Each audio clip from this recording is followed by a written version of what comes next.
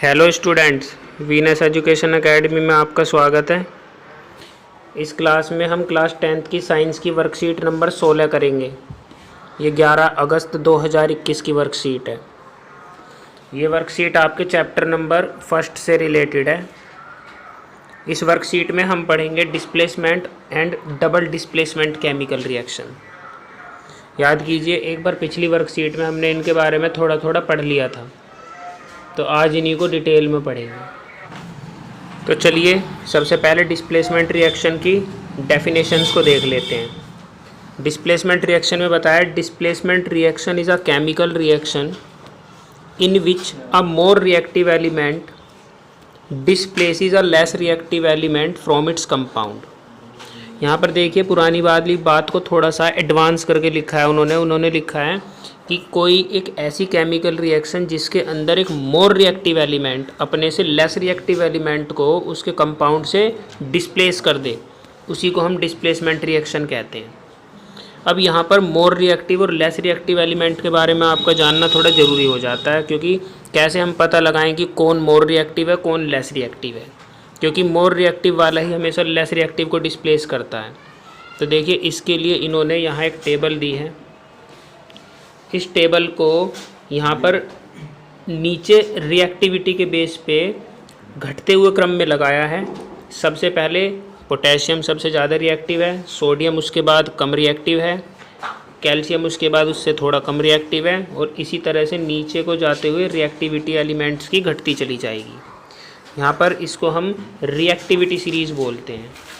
इस सीरीज़ को आप आसानी से याद कर सकें तो उन्होंने एक फ़नी लाइन को लिखा है। इस फ़नी लाइन को हम समझ लेते हैं एक बार। इन्होंने लिखा है, काशीनाथ का माली आलू जरा फीके पकाता है। वो इसलिए लिखा है इन्होंने ताकि हम इस स्लोगन के ज़रिए इन सभी एलिमेंट्स को इनके रिएक्टिविटी के बेस पे सीरियल से याद रख सकें। जैसे देखिए, काशी का के, ये के पोटेशियम को बताएगा, नाथ का Na सोडियम को बताएगा, ऐसे ही का Ca कैल्शियम को बताएगा, और इसी तरह से नीचे को आप इस पूरे स्लोगन को पढ़ के इस एक्टिविटी सीरीज़ को आसानी से याद रख सकते हैं। तो आई होप आपको ये रिएक्टिविटी सीरीज़ थोड़ा समझ आ गई होगी। अब हम चलते हैं डिस्प्लेसमेंट रिएक्शन के इस एग्ज़ाम्पल पर। देखिए, इस एग्ज़ाम्पल में बताया है कि when iron nails are dipped in copper sulphate solution. जब आयरन नेल को कॉपर सल्फेट सोल्यूशन में डिप किया जाता है, मींस डुबोया जाता है, तो after some time copper deposit in iron nails. तो कॉपर आयरन नेल्स पे डिपॉजिट हो जाता है, और जो कलर है, colour of solution changes from blue to light green. और जो सोल्यूशन का कलर है वो ब्लू से लाइट ग्रीन में चेंज हो जाता है। जैसा कि देखिए, यहाँ पर इस रिएक्शन में हम आसानी से समझ सकते हैं। पहले आयरन था, उसे कॉपर सल्फेट में डिप किया, क्योंकि आयरन मोर रिएक्टिव है कॉपर सल्फेट में कॉपर से, तो इसीलिए वो कॉपर को सल्फेट से डिस्प्लेस कर देगा और ख़ुद बना देगा आयरन सल्फेट, और इसी वजह से आयरन सल्फेट का कलर लाइट ग्रीन हो जाएगा, जो पहले कॉपर सल्फेट होने की वजह से ब्लू था। अब यह कॉपर आयरन की नेल पर डिपॉजिट हो जाएगा, तो इसीलिए उन्होंने बोला कि कॉपर आयरन की नेल्स पर डिपॉजिट हुआ मिलता है, और सॉल्यूशन का कलर भी चेंज हो जाता है, वो ब्लू से लाइट ग्रीन हो जाता है, क्योंकि उसके अंदर डिस्प्लेसमेंट रिएक्शन हो गई। नीचे इन्होंने इसका रीज़न भी लिखा है, this happens because iron is more reactive than copper, और ये मैं आपको अभी भी बता चुका हूँ। आई होप कि आपको ये भी समझ आ गया होगा। अब हम चलते हैं अपने नेक्स्ट एग्ज़ाम्पल पे, जो कि डिस्प्लेसमेंट रिएक्शन का ही एग्ज़ाम्पल है। इन्होंने यहाँ पर बोला है कि जब जिंक को डिप किया जाता है कॉपर सल्फेट सोल्यूशन में, तो फॉलोइंग रिएक्शन होती है। तो देखिए, यहाँ पर जिंक मेटल को कॉपर सल्फेट सोल्यूशन में डिप किया और बन गई जिंक सल्फेट, और कॉपर डिस्प्लेस हो गया। वो इसलिए क्योंकि जिंक कॉपर से मोर रिएक्टिव है, तो यहाँ पर भी डिस्प्लेसमेंट रिएक्शन हो गई। तो ये हमारे पास दो डिस्प्लेसमेंट रिएक्शन के एग्ज़ाम्पल हैं। अब हम देखते हैं डबल डिस्प्लेसमेंट रिएक्शन को। डबल डिस्प्लेसमेंट रिएक्शन में देखिए, जैसे नाम से ही पता चल रहा है, डिस्प्लेसमेंट जो होगा वो दो बार होगा, इसीलिए इसको डबल डिस्प्लेसमेंट बोलते हैं। तो चलो समझते हैं इसमें कैसे होता है। इस डेफिनेशन के अंदर इन्होंने लिखा है, chemical reactions in which there is an exchange of ions between the reactants are called double displacement reactions. Means ऐसी रिएक्शंस जिसमें आयन का एक्सचेंज हो जाता है किसके बीच में, रिएक्टेंट्स के बीच में, इसे ही हम डबल डिस्प्लेसमेंट रिएक्शन बोलते हैं। इसको एक एग्जांपल से समझ लेते हैं। नीचे लिखा है देखिए, when we add sodium sulphate solution to barium chloride solution. Means अगर हम सोडियम सल्फेट सोल्यूशन को बेरियम क्लोराइड सोल्यूशन के साथ क्या करते हैं, ऐड करते हैं। We observe a white substance, तो हमें एक वाइट सब्सटेंस ऑब्जर्व होता है। Which is insoluble in water is formed, जो वाटर में इनसोल्यूबल होता है वह फॉर्म हो जाता है। This insoluble substance is known as a precipitate, और इसी इनसोल्यूबल सब्सटेंस को हम प्रेसिपिटेट बोलते हैं। मींस इस रिएक्शन के दौरान जो ऐसा सब्सटेंस बना है जो वाटर में या उस सॉल्यूशन में इनसोल्यूबल है, वो घुल नहीं रहा है, तो उसी को हम क्या बोलेंगे, precipitate. Any reaction that produces a precipitate is called a precipitation reaction. और इस टाइप की रिएक्शन जिसमें कोई प्रेसिपिटेट बन जाए, मींस कोई इनसोल्यूबल सब्सटेंस बन जाए, उस रिएक्शन को हम प्रेसिपिटेशन रिएक्शन भी कहते हैं।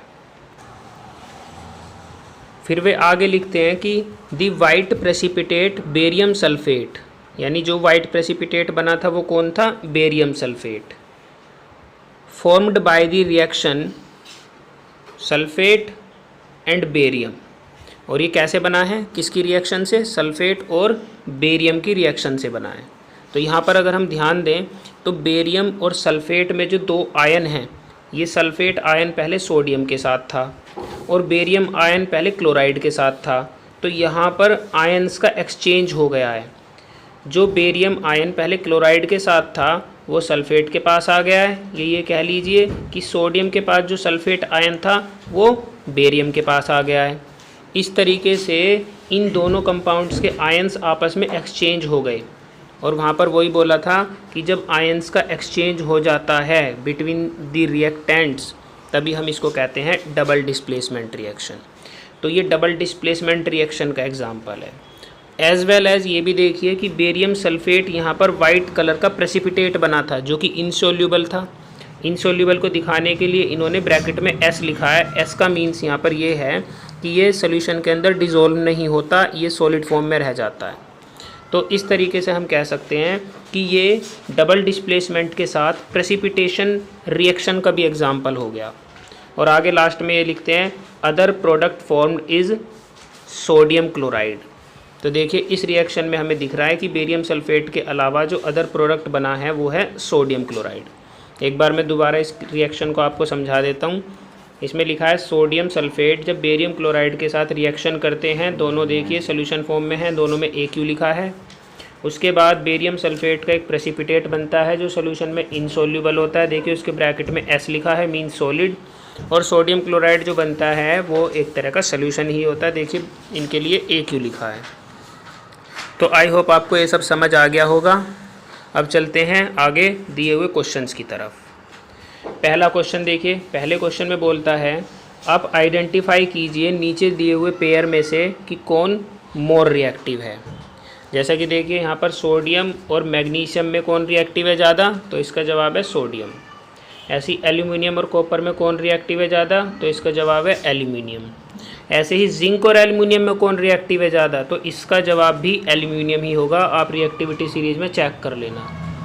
इसके बाद आयरन और कॉपर में अगर हम देखें तो यहाँ पर आयरन ज़्यादा रिएक्टिव है। याद कीजिए हमने आयरन और कॉपर की केमिकल रिएक्शन करी थी, तो उसमें आयरन ने कॉपर सल्फेट से कॉपर को डिस्प्लेस कर दिया था। तो यहाँ पर हमें समझ में आता है कि आयरन कॉपर से ज़्यादा रिएक्टिव है। मैं आपको एक बार ऊपर वो एग्जांपल दिखा देता हूँ जिससे आपको यकीन हो जाए कि ये सही है। देखिए यहाँ पे ये वाला। चलिए अब बढ़ते हैं अगले क्वेश्चन की तरफ। दूसरे क्वेश्चन में हमें एक कंडीशन दी है और हमें इस पैराग्राफ को पढ़ के नीचे कुछ क्वेश्चंस के जवाब देने हैं। देखिए इन्होंने बोला है अदिति डिप्ड करती है, डिप्ड मीन्स डुबो देती है आयरन नेल को कॉपर सल्फेट के सोल्यूशन में।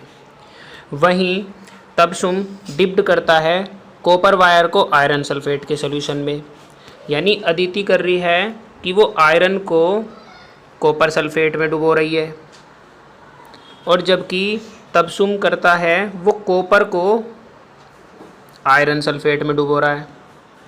तो यहाँ हम साफ देख सकते हैं कि आयरन तो कॉपर को डिस्प्लेस कर देगा, मींस अदिति वाले केस में तो डिस्प्लेसमेंट रिएक्शन हो जाएगी, बट कॉपर आयरन को डिस्प्लेस नहीं कर पाएगा क्योंकि कॉपर कम रिएक्टिव है आयरन से, तो तबसुम वाले केस में डिस्प्लेसमेंट रिएक्शन नहीं होगी। बस इन्हीं दो बातों को आधार मान के अब हम इसे आगे पढ़ लेते हैं और अगले क्वेश्चंस का जवाब देंगे। तो आगे लिखते हैं, after some time Aditi observe copper deposit on iron nail, कि कुछ समय बाद अदिति ऑब्जर्व करती है कि कॉपर आयरन नेल पर डिपॉजिट हो गया है और जो कलर है सोल्यूशन का वो भी चेंज हो गया है। तो आपको याद होगा कलर ब्लू से लाइट ग्रीन हो जाएगा क्योंकि यहाँ पर कॉपर सल्फेट में से कॉपर को डिस्प्लेस कर दिया है आयरन ने। अब तबसुम वाले केस में देख लेते हैं, आफ्टर सम टाइम तबसुम क्या ऑब्जर्व करता है कि no deposit on copper wire and no colour change. तो यहाँ पर कोई भी कलर चेंज क्यों नहीं हुआ, क्योंकि यहाँ पर डिस्प्लेसमेंट रिएक्शन हुई ही नहीं, क्योंकि उसने कॉपर को आयरन सल्फेट से रिएक्ट कराया था और कॉपर लेस रिएक्टिव होने के कारण आयरन को डिस्प्लेस नहीं करेगा, मैं आपको ऑलरेडी बता चुका हूँ। तो अब इन्हीं बातों के बेस पे अब हम कुछ क्वेश्चंस के जवाब दे देते हैं। जैसे पहला question, copper deposit on iron nail, copper iron nail पर डिपॉजिट हो जाता है बिकॉज, यानी क्योंकि। अब क्यों हो जाता है, इन चार में से हमें एक सही ऑप्शन चुनना है। तो हम ऑलरेडी जानते हैं कि iron is more reactive than copper, means हमारा सेकंड ऑप्शन सही हो जाएगा, बाकी ऑप्शन आप पढ़ लीजिएगा। उसके बाद नेक्स्ट पे लिखा है, what colour change Aditi observe, यानी अदिति किस कलर को ऑब्जर्व करेगी, कलर में क्या चेंज आएगा। तो हम जानते हैं पहले कलर ब्लू था, अब वो क्या हो जाएगा, लाइट ग्रीन। तो देखिए यहाँ पर ब्लू टू लाइट ग्रीन हमारा सेकंड ऑप्शन ट्रू हो जाएगा। चलिए ये क्वेश्चन कंप्लीट। अब हम अपने थर्ड क्वेश्चन पे चलते हैं। थर्ड क्वेश्चन में बोला है, double displacement reaction precipitation reaction भी कहलाती है, इसे एक एक्सप्लेन करिए एग्जाम्पल के साथ। तो double displacement reaction precipitation reaction भी कहलाती है, इसे हम एक एग्जाम्पल से कैसे एक्सप्लेन करेंगे। तो याद कीजिए ये वाला एग्जाम्पल पूरा डबल डिस्प्लेसमेंट के साथ हमारी प्रेसिपिटेशन रिएक्शन को भी एक्सप्लेन कर देता है, इसलिए आप ये पूरी बात थर्ड क्वेश्चन में लिख दीजिएगा, आंसर हो जाएगा। और ये मैं आपको पहले भी समझा चुका हूँ। आई होप कि आपको ये सब समझ आ गया होगा। और ये कोविड का निर्देश है, इसका पालन कीजिए। अगर आपको मेरी वीडियो पसंद आए तो मेरी वीडियो को लाइक कीजिए, शेयर कीजिए और मेरे चैनल को सब्सक्राइब कीजिए। Thanks for watching my video.